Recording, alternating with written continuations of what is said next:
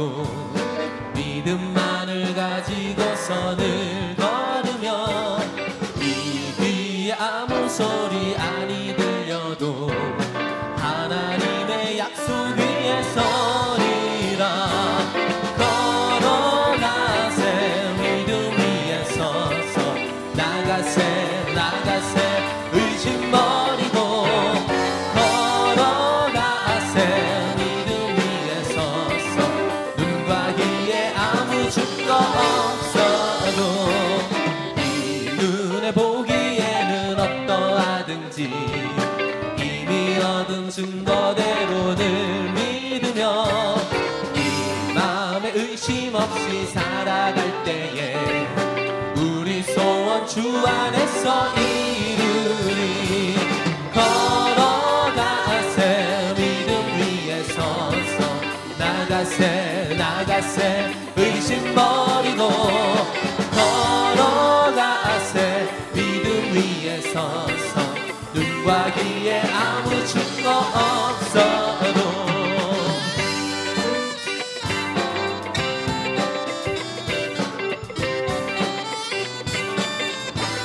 당신의 거룩함 두고 맹세한 주 하나님 아버지는 참 이쁘다.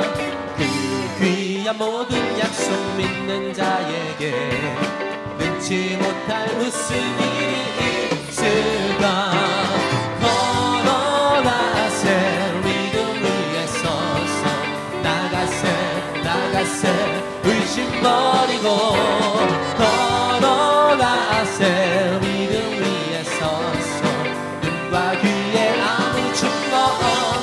걸어가세 걸어가세 믿음 위에 서서 나가세 나가세 의심 버리고 걸어가세 믿음 위에 서서 눈과 귀에 아무 증거 없어도.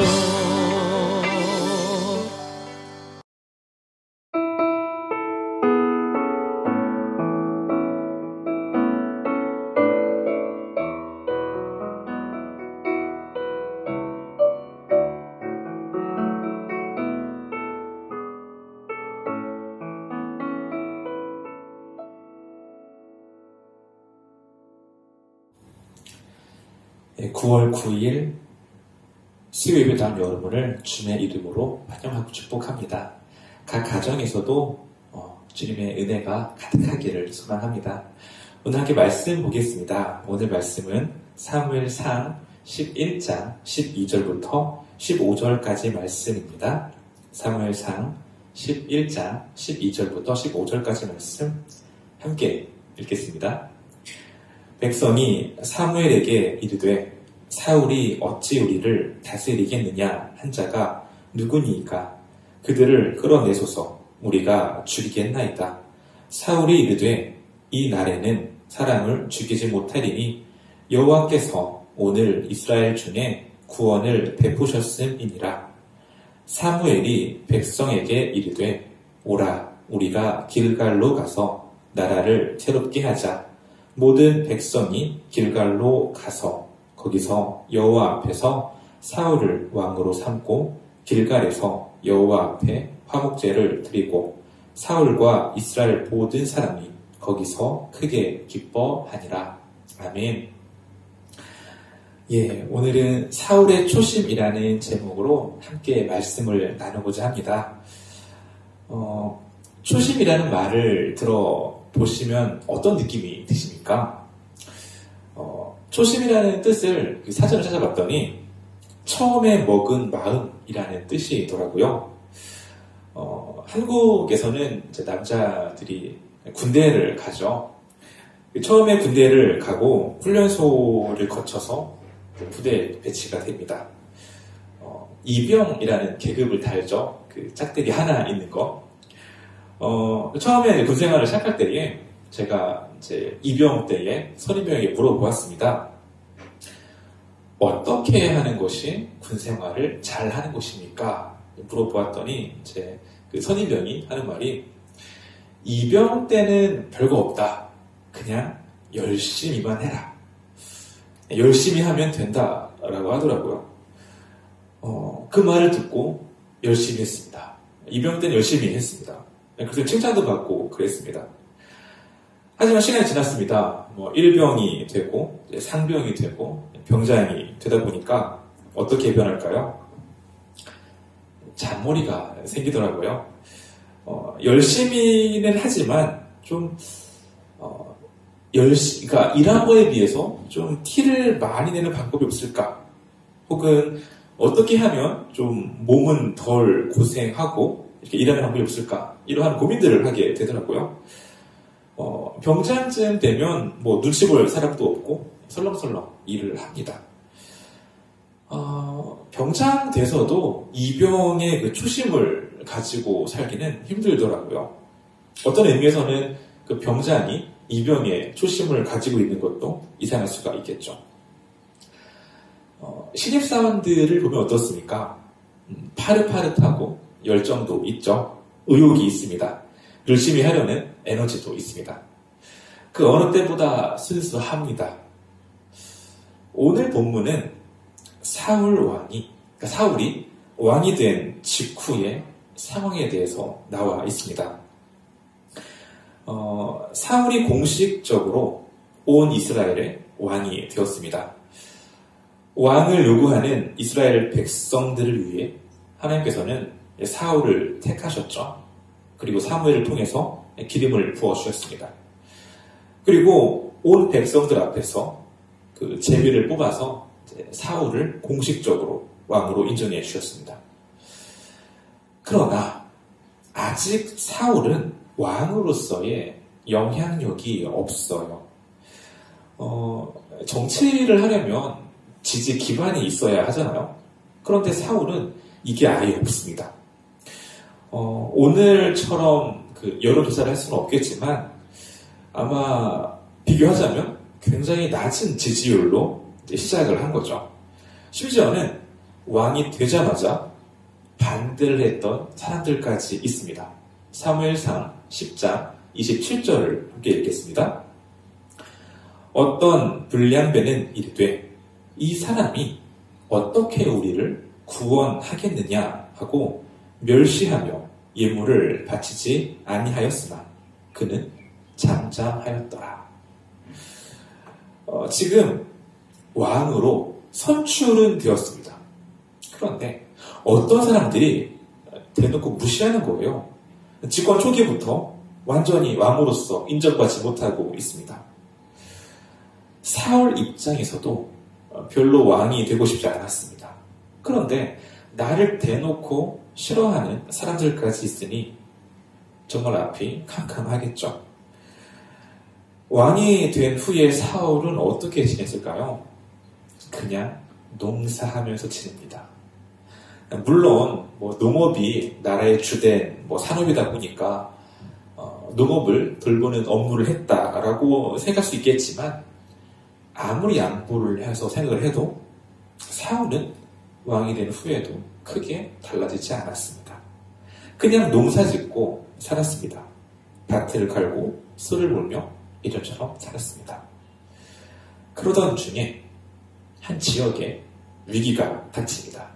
오늘 말씀 11장 1절을 보겠습니다. 암몬 사람 나하스가 올라와서 길르앗 야베스에 맞서 침침해 야베스 모든 사람들이 나하스에게 이르되 우리와 언약하자. 그리하면 우리가 너를 섬기리라 하니. 암몬 왕이 이스라엘을 공격해 왔습니다. 암몬 족속은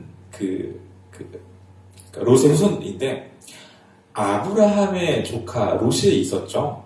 근데 그 롯이 원래는 소돔에 살았었죠. 그런데 하나님께서 소돔과 고모라를 심판하실 때에 그 롯이 가족을 데리고 나왔습니다. 그때 아내가 소금 기둥이 되고 말죠. 아내를 잃었습니다. 후사가 사라진 거죠. 딸은 둘밖에 없습니다. 아들이 없어요. 그때에 롯의 두 딸이 그 아버지와 부정한 관계를 맺습니다. 그리고 태어난 아들이 모압과 베나미입니다. 이 베나미의 후손이 바로 암몬 족속이에요. 지도를 보시면 그 암몬 족속은 그 요단강 보실 때에 그 오른편에 있죠. 그 빨간색으로 되어 있는 그 부분. 그곳에 살던 사람들이 바로 암몬 족속입니다. 약복강 건너 라빠라는 지역이 있는데 이 지역을 중심으로 살았어요. 그리고 이 암몬 족속은 이스라엘 백성들이 가나안 땅에 들어가기 전부터 이미 잘 조직된 왕국을 이루고 살고 있었습니다. 신명기 3장 11절 이런 말씀이 있습니다.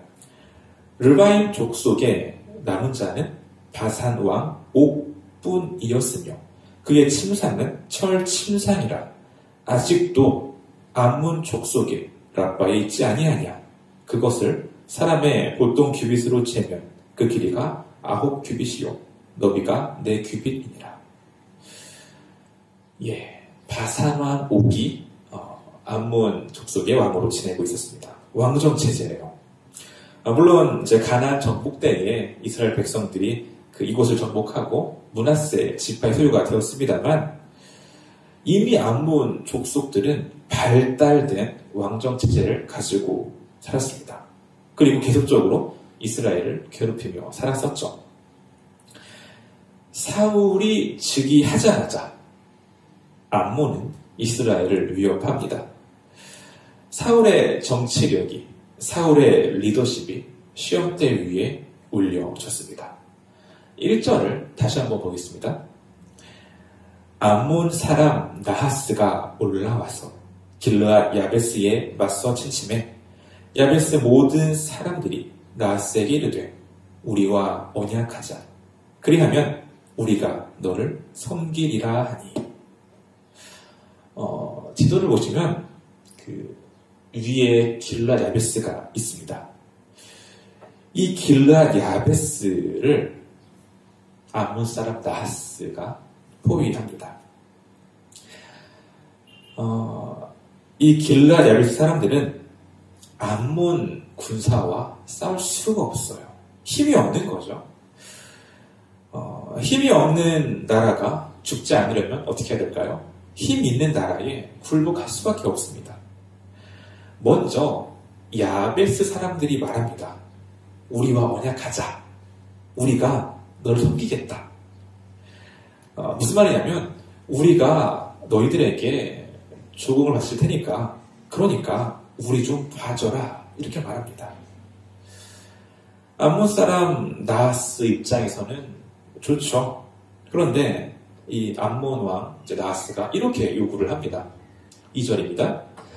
암몬 사람 나하스가 그들에게 이르되 내가 너희 오른 눈을 다 빼야 너희와 언약하리라.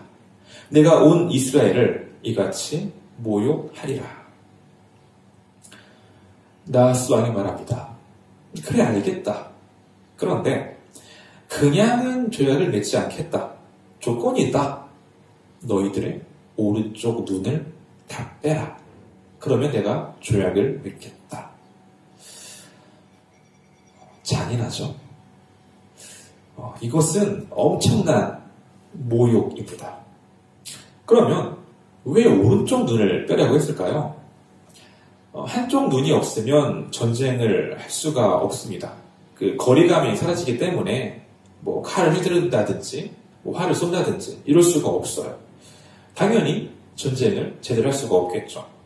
하지만 일상생활은 가능합니다. 농사를 짓고 조공을 바치는 정도는 할 수가 있습니다. 그러니까 이 나하스는 야베스 사람들을 완전히 무력화시켜서 조공이나 바치는 종으로 삼으려는 거죠. 참 잔인하죠.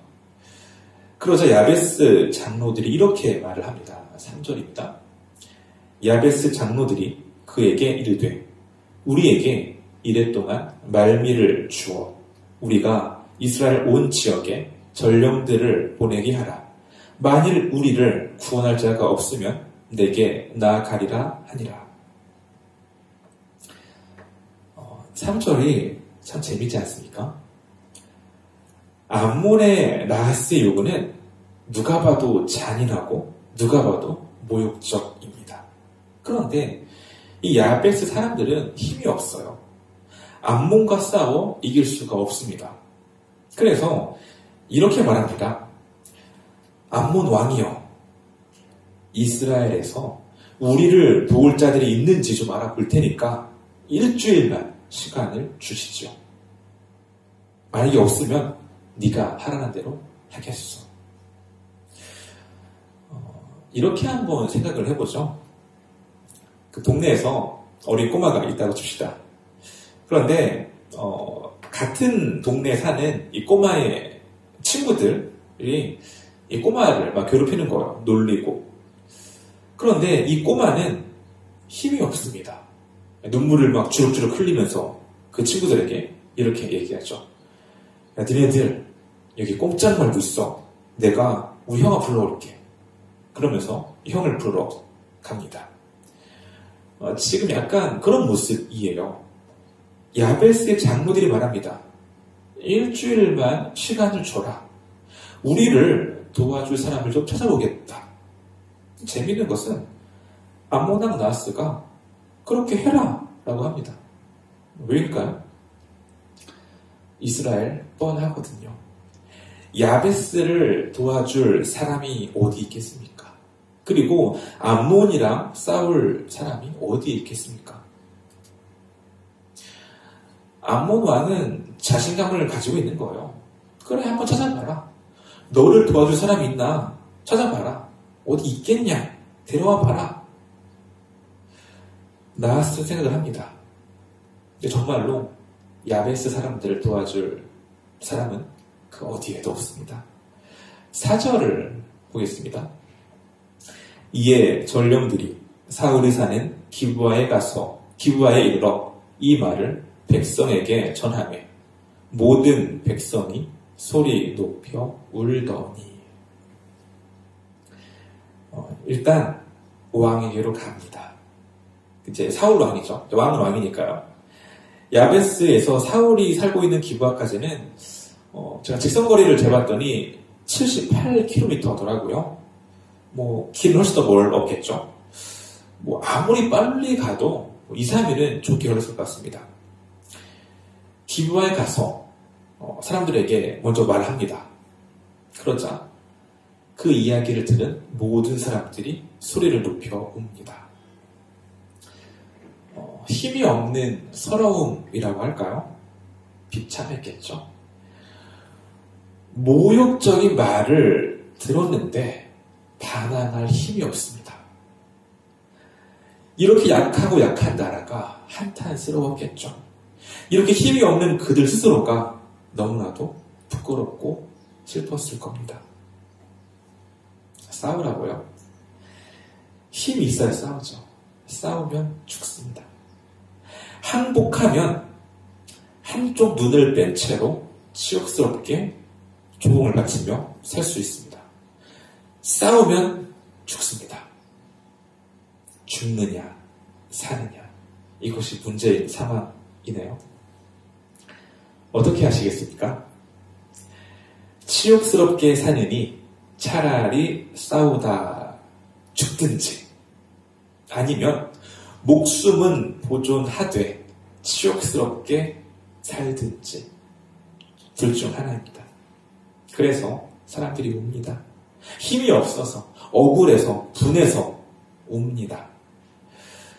한참을 울고 있는데요. 어떤 사람이 밭에서 소를 몰고 오고 있네요. 5절 말씀을 보겠습니다. 마침 사울이 밭에서 소를 몰고 오다가 이르되 백성이 무슨 일로 우느냐 하니 그들이 야베스 사람의 말을 전하니라. 사울은 왕으로 선출되었습니다. 왕으로 뽑히기는 했습니다만 원래 이스라엘이 왕이 없던 나라잖아요. 왕의 지식 기반도 없고 또 사울이 왕으로서 이스라엘을 통치를 못하고 있습니다. 명목상 왕이지 중앙 정부가 있는 것도 아니고요. 그러다 보니까 사울은 그냥 예전에 농사 짓던 모습대로 살아가고 있습니다. 사울이 밭에서 돌아오면서 이상한 거죠. 야, 왜 우느냐? 무슨 일이다. 그러자 이제 사람들이 어떠한 일인지를 이야기해 주었습니다. 백성들의 자초지종을 들은 사울이 이렇게 반응합니다. 6절, 7절 말씀 보겠습니다.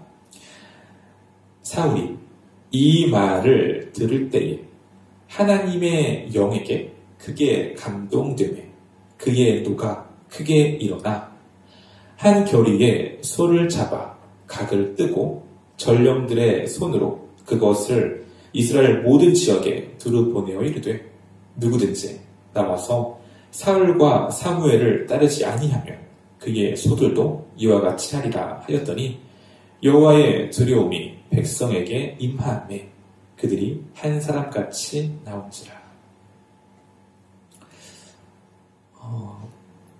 이런 모습이 사울인가 싶습니다. 이게 사울인가 싶어요. 원래 사울은 기억하십니까? 매우 가정적인 사람입니다. 어떤 의미에서는 매우 소심한 사람이죠. 아버지의 잃어버린 암나귀를 찾으러 며칠을 찾아다녔던 그런 사람이에요. 나귀 찾는 것을 실패하자 아버지께서 걱정하실까봐 집으로 돌아가려고 했던 그런 사람입니다. 이스라엘의 왕으로 제비를 뽑혔습니다. 그때 사울은 하기 싫어서 진보다리에 숨어 있었습니다. 아무도 찾지 못할 정도로 꽁꽁 숨어 있었죠. 이 정도로 사울은 소심한 사람입니다. 그리고 자신을 반대했던 사람들에게 뭐라고 말도 못하는 그 정도로 유약했던 사람이에요. 지금까지는요. 그랬던 사울이 지금 크게 노를 일으킵니다. 소를 잡아 각을 뜨고 이스라엘 각지로 보냅니다. 그리고 말하죠. 나를 따르라. 이스라엘 모든 사람들에게 명해서 군대를 소집합니다.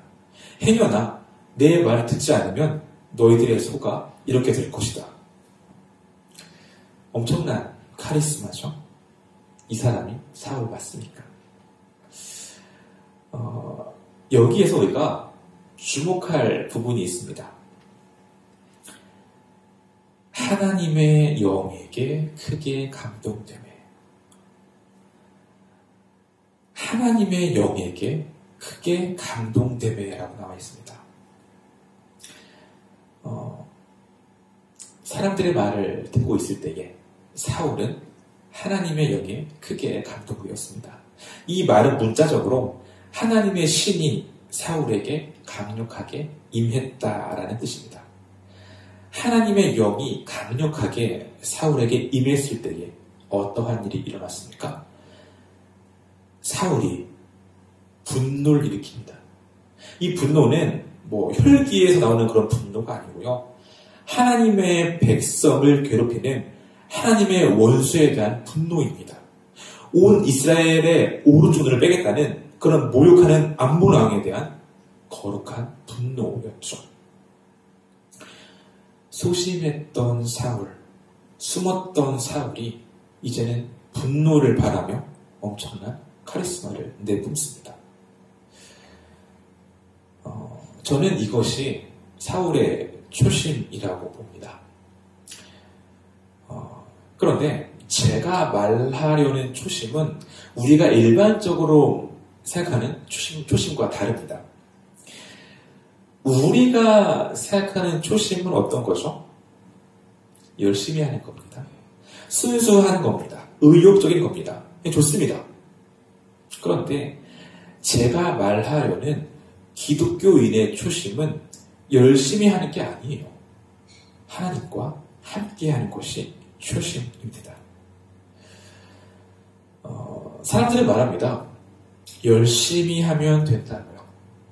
저도 그 말에 어느 정도 동의합니다. 열심히, 성실하게 살면 사람들이 인정해 줘요. 그리고 그에 대한 보답도 있습니다. 열심히, 성실하게 살기를 권면합니다. 그런데요, 열심히만 살면 될까요? 신앙생활도 열심히만 하면 될까요? 아니요. 하나님과 하는 것이 기본입니다. 하나님을 깊이 만나는 것이 먼저입니다. 그것이 처음입니다. 하나님과 함께 할 때에 하나님께서는 감당할 만한 힘을 주십니다. 지금까지 보아왔던 사울은 천성적으로 강한 사람이 아니에요. 마치 장군처럼 앞장서서 적을 무찌르는 사람이 아닙니다. 그런데 그랬던 사울이 하나님의 영에 감동되자 자신의 한계를 뛰어넘습니다. 평소의 사울이라면 할 수 없었던 리더십과 카리스마를 발휘하며 이스라엘을 이끌어 갑니다. 하나님의 일은 하나님께서 하십니다. 우리는 그저 하나님께 가까이 나아가면 됩니다. 그러면 하나님께서 우리를 통해 하나님의 일을 하십니다. 사울은 모든 이스라엘에게 명하여 군대를 수집합니다. 소를 토막내서 보내는 거죠. 그리고 말합니다. 만약에 나를 따르지 않겠거든 너희들이 소를 이렇게 만들어 버리겠다. 그러자 백성들의 반응이 어때 했는지 아십니까? 7절을 보겠습니다. 한 교리에 소를 잡아 각을 뜨고 전령들의 손으로 그것을 이스라엘 모든 지역에 두루 보내어 이르되 누구든지 나와서 사울과 사무엘을 따르지 아니하면 그의 소들도 이와 같이 하리라 하였더니 여호와의 두려움이 백성에게 임하매 그들이 한 사람같이 나온지라. 사울의 명령에는 하나님의 권위가 있었습니다. 이스라엘 백성들이 사울의 말을 마치 하나님의 말씀으로 듣고 응했습니다. 여러분 기억하십니까? 사울이 처음에 왕이 되었을 때 사람들의 반응이 어땠습니까? 물론 사울의 외모를 보고 좋아했던 사람들도 있었습니다. 그러나 많은 사람들이 사울을 무시했습니다. 저게 무슨 우리의 왕이냐? 네가 무슨 우리의 왕이냐? 그리고 어떻게 저런 사람이 우리를 구원하겠냐? 하면서 무시했습니다. 따르지 않았어요. 그런데 지금 사울의 말에 사람들이 하나같이 순종합니다. 사울이 무서워서요? 아니요. 하나님께서 백성들에게 두려움을 주셨습니다. 사울을 따르도록 그들에게 마음을 주셨습니다. 하나님의 일은 하나님께서 하십니다. 사울이 이스라엘을 구원하려고 하자 나머지는 하나님께서 이끌어 가십니다. 열심히 하는 거 중요합니다. 그러나 그보다 더 중요한 것 바로 하나님과 함께 하는 것이죠. 그때에 하나님께서 감당할 만한 힘과 상황을 주십니다. 하나님께서 온 백성에게 두려움을 갖게 하셔서 사울을 따라가게 하셨습니다. 그들의 수가 얼마인지 아십니까? 8절을 보겠습니다. 사울이 베색에서 그들의 수를 세어보니 이스라엘 자손이 30만 명이요 유다 사람이 3만 명이었더라. 33만 명이나 되는 많은 사람들이 베색 앞에 집결하였습니다. 좀 놀라운 일이죠. 원래 이스라엘 사람들은 잘 안 모입니다. 이전에는 지파별로 각계 전투를 하며 살았어요. 사가 이제 집사였고, 지파별로 살았습니다. 그리고 다른 지파에서 이제 어려움이 있어서 도와달라고 하면, 물론 도와주기도 했지만, 잘 안 도와줬습니다. 왜냐? 각자 살기가 바빴으니까요. 심지어는 나중에는 지파끼리 싸우기도 합니다. 그런데 모든 이스라엘 사람들이 사울의 명령 아래 다 모입니다. 물론 이제는 왕정 시대이기 때문에 원칙적으로 모두가 왕을 따라야 합니다. 그러나 아직 정권 초기예요. 그리고 사울이 이러다 할 리더십도 없었습니다. 그런데 다 모입니다. 하나님께서 하신 거죠. 하나님께서 이스라엘에게 사울의 명령을 따르도록 마음을 주셨습니다. 이렇게 다 모이게 하신 거죠. 이렇게 모여서 이제 길르앗 야베스 사람들에게 전령을 보냅니다. 내일 해가 더울 때에 너희들을 구원하겠다. 그리고는 이 사울이 이끄는 이제 이스라엘 사람들이 암몬을 칩니다. 11절을 보겠습니다. 이튿날 사울이 백성을 3대로 나누고 새벽에 적진 가운데로 들어가서 날이 더울 때까지 암몬 사람들을 치매 남은 자가 다 흩어져서 둘도 함께 한 자가 없었다. 사울이 이제 부대를 세 부대로 나눠서 적진에 들어갑니다. 암몬을 쳐서 대파시킵니다. 사울이 잘해서, 사울이 유능해서 이 싸움에서 이겼을까요? 여러분 그거 아십니까? 사울은 지금 처음 싸웠습니다. 사울이 뭐 훌륭한 장군이었거나 훌륭한 지휘관이 아니었어요. 그냥 농사 짓던 사람이었습니다. 그런데 33만 명이나 되는 많은 대군을 이끌고 전쟁에 나가서 이겼습니다. 사울이 훌륭해서요? 아니죠. 이스라엘이 강해서요? 당연히 아니죠. 사울이 하나님의 마음에 있었기 때문이죠. 또한 하나님께서 이스라엘 가운데 계셨기 때문에 이 싸움에서 이겼습니다. 불과 일주일 전만 하더라도 이스라엘은 두려움에 떨었습니다. 자신들의 나약함에 비참한 눈물을 흘렸습니다. 그런데 일주일 만에 암몬 왕 나하스를 물리쳤습니다. 하나님께서 역사하셔서 이겼습니다. 하나님께서는 사울이라는 소심한 사람에게 힘을 주시고 이스라엘을 하나로 묶으시고 승리를 주셨습니다.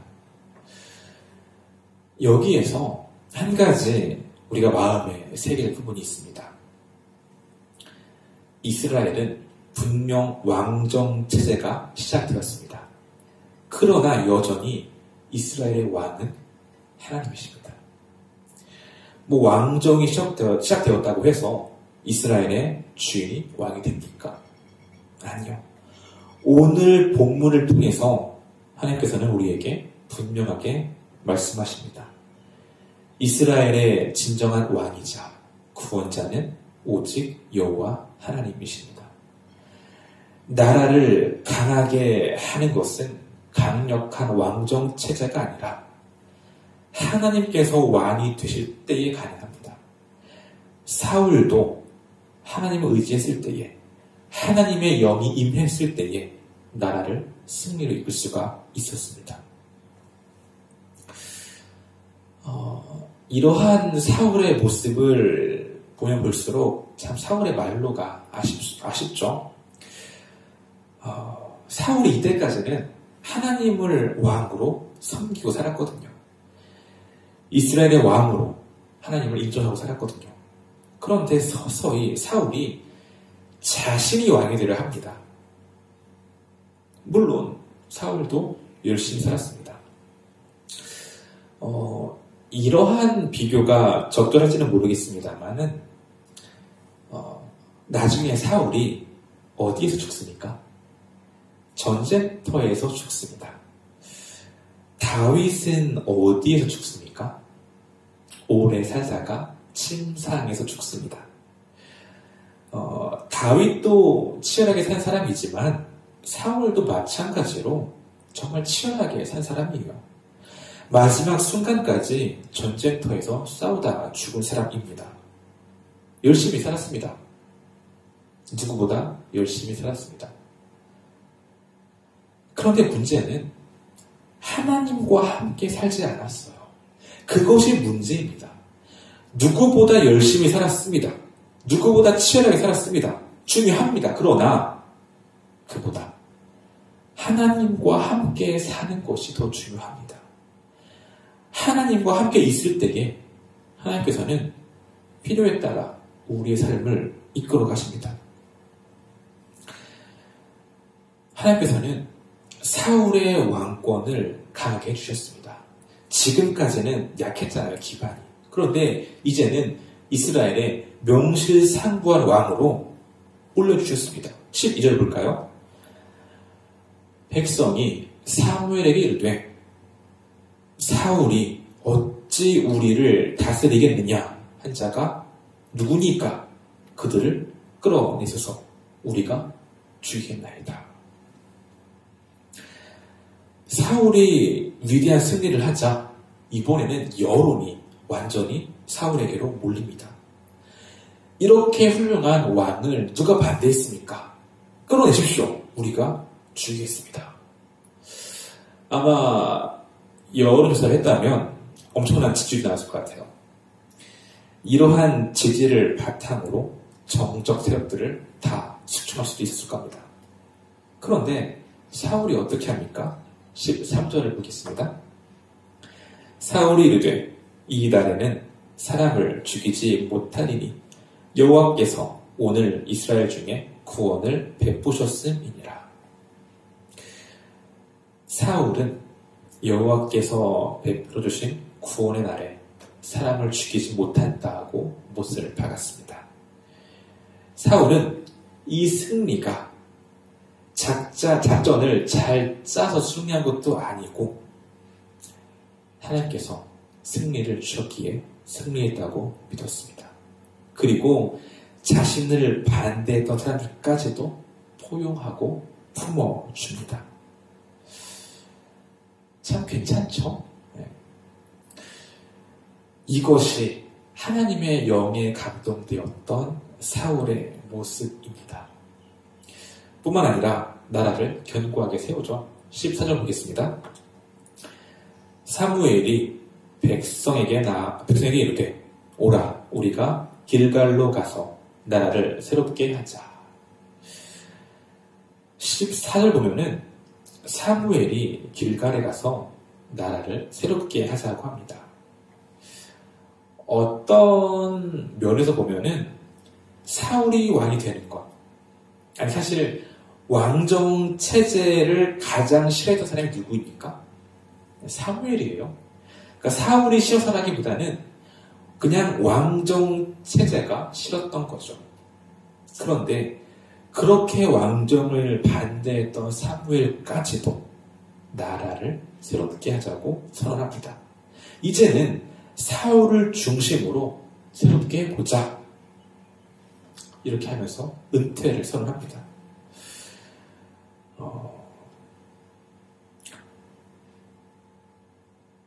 이것이 사울을 왕으로 세운 하나님의 뜻이었습니다. 15절 보겠습니다. 모든 백성이 길갈로 가서 거기서 여호와 앞에서 사울을 왕으로 삼고 길갈에서 여호와 앞에 화목제를 드리고 사울과 이스라엘 모든 사람이 거기서 크게 기뻐하니라. 사무엘은 백성들을 이끌고 길갈에 가서 사울을 왕으로 삼고 제사를 드렸습니다. 그리고 온 백성들이 크게 기뻐했습니다. 이로 인해 사울이 이끄는 이 이스라엘 왕국은 더욱더 견고하게 서게 되겠죠. 킹메이커라는 말을 아십니까? 일반적으로 그 왕좌를 차지할 만큼 권력이나 실력이 있는 사람들을 의미합니다. 하지만 직접 왕이 되지 않고요. 이제 왕을 만드는 사람을 킹메이커라고 합니다. 하나님께서는 명실상부한 이스라엘의 왕이십니다. 그러나 하나님께서는 사울이라는 사람을 선택하십니다. 하지만 여전히 사울은 부족하죠. 소심하고 리더십도 없습니다. 하나님께서 사울을 왕으로 세워 가십니다. 사울을 왕으로 만들어 가십니다. 사울에게 리더십도 주시고요. 또한 사울을 따르는 세력도 줍니다. 그리고 암몬이라는 나라를 사용하셔서 국가적 위기 상황도 만드시고 또한 사울의 리더십으로 나라를 구하도록 역사하셨습니다. 지금껏 변두리에 있던 사울을 이스라엘의 진정한 왕으로 만드십니다. 진정한 킹메이커는 하나님이십니다. 우리를 만드시는 분도 하나님이십니다. 별 볼 일 없는 우리 삶에 찾아오시고 지금까지 이 모양 저 모양으로 우리들을 다듬어 가십니다. 여러 가지 상황에서도 우리들을 지키시고 건져 주셨습니다. 우리를 만드신 분은 하나님이십니다. 사울은 어떻게 해야 될까요? 자신을 왕으로 만드신 분, 진정한 이스라엘의 왕이신 하나님, 그분을 따라가기만 하면 됩니다. 그냥 그분과 함께 있으면 됩니다. 비록 사울이 왕의 자리에 있지만 하나님을 왕으로 인정할 때 그는 승리했습니다. 그러나 자신이 진짜 왕인 것처럼 왕의 자리를 탐할 때에 하나님께서는 사울을 버리셨습니다. 우리도 마찬가지겠죠? 지금껏 우리의 삶을 이끌어 오신 분이 누구십니까? 하나님이시죠. 그분을 의지하며 그분을 나의 왕으로 모시고 살기 원합니다. 하나님을 왕으로 모시고 살지 아니면 내가 왕이 될지 어떻게 하시겠습니까? 초심 처음의 마음, 그 마음을 잊지 않기를 바랍니다. 여러분의 왕은 누구십니까? 하나님만이 우리 왕이기를 소망합니다. 우리가 하나님을 왕으로 인정할 때 하나님께서는 우리에게 감당할 만한 힘과 상황을 주십니다. 하나님께서 하나님의 일을 하십니다. 우리를 통해서요.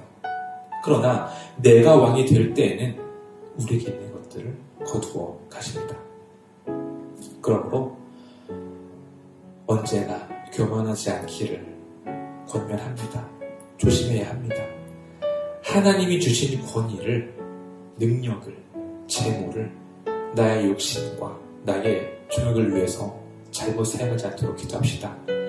여전히 하나님께서 우리 왕임을 고백합시다. 나의 처음 마음, 초심을 잃어버리지 않게 달라고 함께 시간 기도해 나가기로 합니다. 기도하겠습니다. 하나님 아버지 감사합니다. 우리들을 사랑하시고 우리와 함께 하시니 감사합니다. 하나님께서 우리의 왕이심을 고백합니다. 별거 아니었던 사울을 사랑하시고 그를 택하시고 그를 왕으로 세워주시니 감사합니다. 아무것도 없던 사울에게 감당할 만한 힘과 지혜와 리더십도 주시니 감사합니다. 또한 우리 생각 가운데 사울을 세우시고 왕으로서 또 만들어주시면 감사합니다. 아버지 빌고 원하기는 이 마음을 잊지 않게 하여 주시옵소서. 비록 사울이 왕이었지만 그는 하나님을 인정했을 때에 그는 승리했고 하나님의 힘을 의지했을 때 그는 이겼습니다. 아버지 빌고 원하기는 우리 역시나 하나님을 왕으로 의지게 하여 주시옵소서. 나에게 있는 것들, 나에게 가지고 있는 것들, 나의 능력, 나의 권위, 나의 재물 모든 것들 주님의 것임을 또한 인정하고 나아갑니다. 아버지 빌고 원하기는 아버지 우리를 붙들어 주시옵시고 아버지의 능력 가운데 아버지를 의지하게 할 수 있도록 인도하시고 들어주옵소서. 행여나 우리가 교만하여서 넘어지거나 행여나 우리가 나의 것들을 내 것으로 인정하고 살지 않도록 도와주시옵시고 항상 교만하지 않고 겸손히 할 수 있도록 인도하시고 붙드시고 함께하여 주시옵소서. 이 시간 한 번 더 기도하실 때에는 이 뉴질랜드와 코로나19를 위해서 함께 시간 기도하기 원합니다. 이속히 바이러스 감염이 중단되고 다시금 일상의 복을 누릴 수 있기를 기도합시다. 유례를 찾아보기 힘든 시기를 보내고 있습니다. 속히 이 상황이 나아져서 성도님들의 가정과 일터에 또 안정이 있을 수 있도록 위해서 기도하기 합니다. 행여나 이 시기 가운데 경제적으로 어려움을 당하고 있는 이들이 있습니까? 질병으로 인해서 고통받는 가정이 있습니까? 모두가 어려운 시기인데 더 어려운 시기를 보내고 있는 분들에게 주님의 특별한 은혜가, 주님의 특별한 도우심과 위로가 있기를 위해 기도합시다. 전 더불어 또 하반기 여러 사역들이 주님의 은혜와 뜻 가운데 또 계획 가운데 이루실 수 있도록 위해서 함께 시간 기도드립니다. 기도하겠습니다. 하나님 아버지, 이렇게 어려운 시기를 보내고 있습니다. 전 세계적인 전염병으로 인해서 함께 모여서 예배할 수가 없고 함께 모여서 마음껏 찬양할 수 없는 상황 가운데 있습니다. 아버지, 빌고 원하기는 이런 시기 가운데 행여나 우리의 영성이 무뎌지지 않도록 인도하여 주시옵소서. 우리가 하나님을 바라보게 하시고 하나님을 더욱더 의지케 하여 주시옵소서. 말씀 가운데, 기도 가운데 우리들을 붙들어 주시옵소서. 더 주님 붙잡게 하시고 더 주님 의지케 하시고 더 주님을 바라보는 우리 삶 될 수 있도록 인도하여 주시옵소서. 아버지, 빌고 원하기는 이런 시기 가운데 누구보다 어려운 시기를 보내고 있는 이들이 있습니다. 아버지, 어려운 시기를 보내고 있는 이들을 주님 기억해 주시옵시고 그들에게 힘과 위로를 더하여 주시옵소서. 이런 시기 가운데 좌절하고 낙담하지 않게 하시고 이 시기 가운데 주님 붙잡고 이겨내게 하여 주시옵소서. 여러가지 한방의 사역을 앞두고 있었습니다. 아버지, 여러가지 교회의 행사와 사역들이 주님의 은혜 가운데, 주님의 뜻 가운데, 계획 가운데 이루어질 수 있도록 아버지 함께 하시고 우리들에게 지혜를 더하여 주시고 인도하여 주시옵소서. 하나님 감사합니다. 사람들은 열심히 살아갑니다. 누구보다 열심히 수고하고 노력하며 살아갑니다. 그러나 돌아보기 원합니다. 주님과 함께 하며 열심히 살아왔는지 아니면 그저 내 열심으로만 살아왔는지를 돌아보기 원합니다. 주님과 함께 하게 하여 주시옵소서. 내가 왕이 되지 않게 하시고 주님만을 나의 왕으로 모시며 살게 하여 주시옵소서. 주님께서 우리의 왕이 되실 때에 모든 것이 주님의 뜻 가운데 이루어질 줄 믿습니다. 아무리 상황이 어려워도 감당할 만한 힘과 능력 주시고 상황도 인도하여 주시옵소서. 전 세계적인 전염병으로 인해 함께 모여 예배할 수 없사오나 각 가정에서 드리는 예배를 기쁘게 받아 주시옵소서. 각 가정에 예배의 기쁨이 가득하게 하시고 말씀의 은혜가 충만케 하시옵소서. 감사드리오며 예수님 이름으로 기도드립니다. 아멘. 이제는 우리 주 예수 그리스도의 은혜와 하나님의 사랑과 성령의 교통하심이 주님과 함께하는 초심을 잃지 않고 살아가기로 다짐하는 광명교회 모든 교우들과 그들의 삶 가운데 함께 있을지어다.